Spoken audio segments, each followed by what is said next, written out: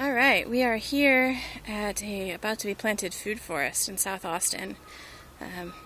And a team and I came through and prepared the ground and the earth by using earthworks earlier in the year before the summer, right around late spring, May, April. And now we're coming back with the trees to plant. We're using a lot of native edibles that have symbiotic relationships with each other. So just to kind of walk you through this. So here's our house with a downspout, and this is going to become a butterfly garden. The kids' window is right there. And as you walk through, we curve around to a pond that accepts overflow from a rain tank on the other side of the house.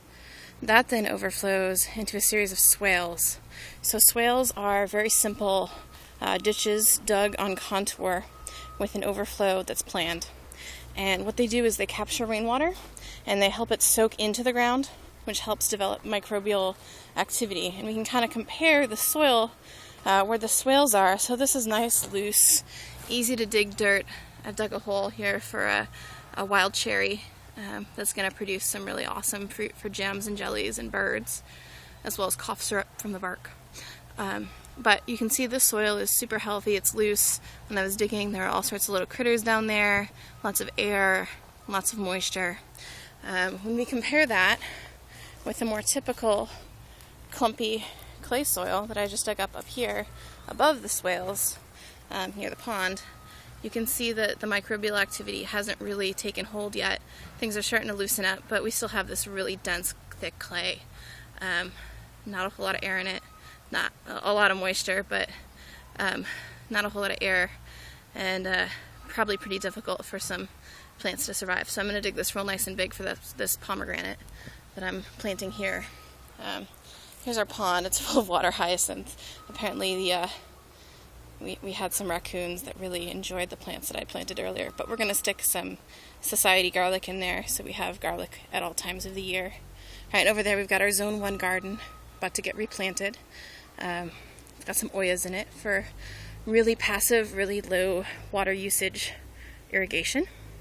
So as we walk through this, you can see the contours from the top of a swale where that persimmon tree is right now to the bottom are really negligible. It's probably a foot, maybe.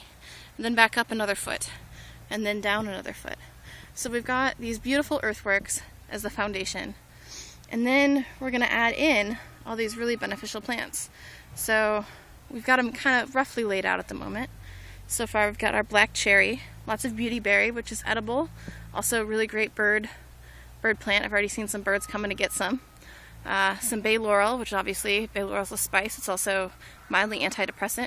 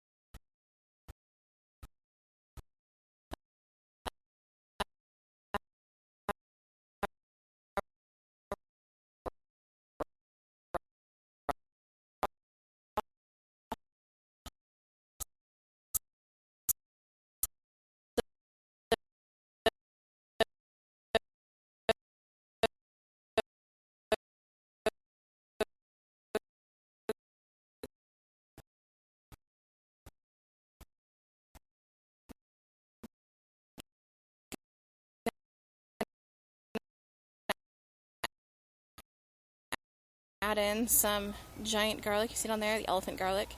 We'll probably add in some other types of garlic and chives and onions as well. There are perennial onions. They're a little difficult to find, especially this time of year. But we are going to get our hands on some to help protect against pests. We're also going to spread some seed of clover, white clover, and crimson clover as a nitrogen fixer. allow it to go to seed, and then chop it down as mulch once a year. So, we've got more beautyberry over there, some Turk's cap, chili pekin in the corners where it's a little shadier. But that's the basis. We're going to add some mint down here. We've got some Arapaho blackberries down in the low-lying areas down there. But more or less, this is it. And this is just a very passive system. Doesn't take a lot of maintenance, doesn't take a lot of care, but very edible, very lush, and self-supporting. Call me if you want some help. Yard to Table Gardens.